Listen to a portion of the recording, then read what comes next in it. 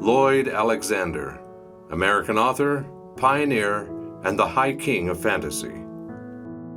He was the first American who wrote high fantasy that could stand up against the British fantasy.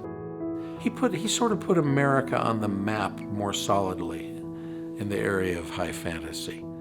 Although it's where he would enjoy the most success over his 7-decade career, Lloyd Alexander didn't always write children's fantasy. He started his career in the 1950s writing novels for adults. However, in the early 1960s, Lloyd began writing for children and soon realized that it was through this medium that he was best able to express himself.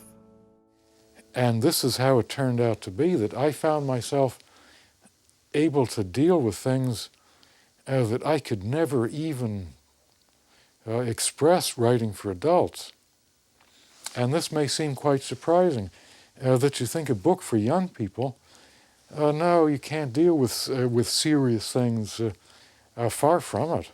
I found I could deal with much more serious, much more profound things than I could ever do writing for grown-ups.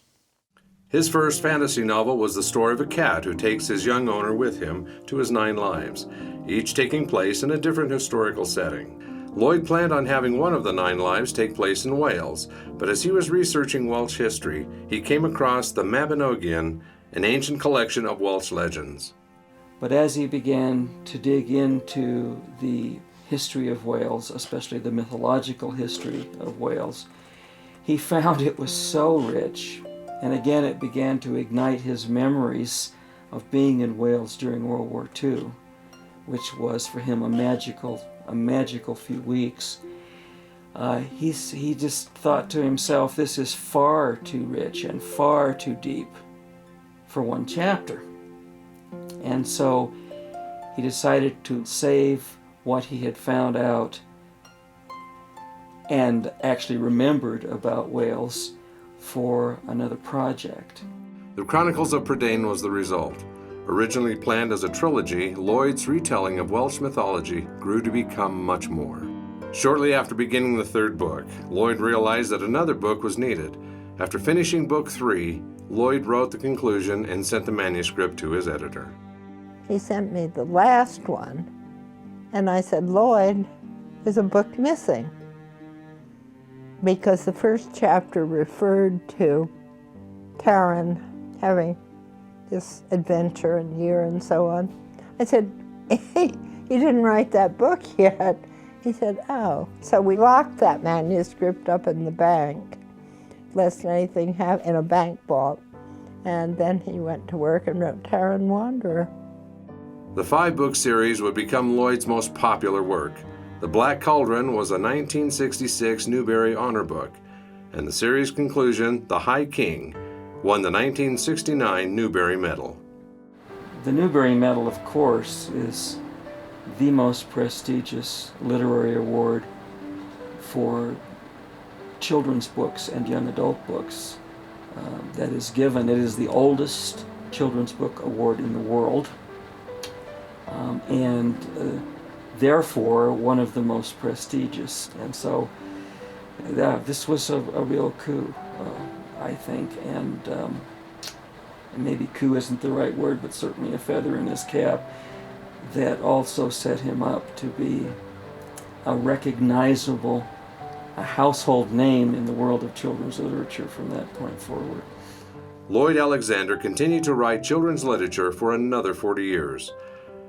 Over that time, his writing would influence many authors and forge the way for the next generation of American fantasy. He established in the United States a really great foundation for the history of American fantasy and truly uniquely American fantasy and the tradition that built on other great fantasy writers that came after him, making it a part of who we are as an American culture. It's amazing how he wrote decades ago, and yet children who may not even read him now are influenced by those who read him and keep writing. So that he's like a grandfather of children's literature that his offspring just keeps growing and growing. Lloyd Alexander passed away on May 17, 2007. But his influence continues to be felt.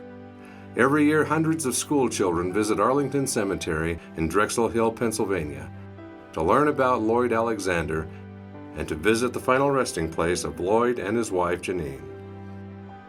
When he died, he had willed many of his belongings to Brigham Young University in Provo, Utah.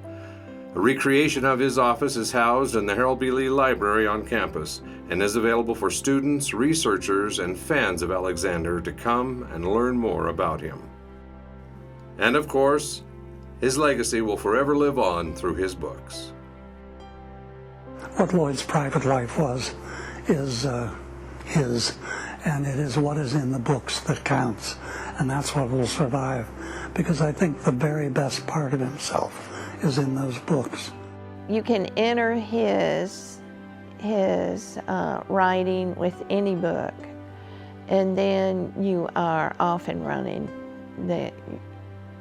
I don't think that you can read, I don't think a child can read him without falling in love with his book and then branching out into the rest of his writing.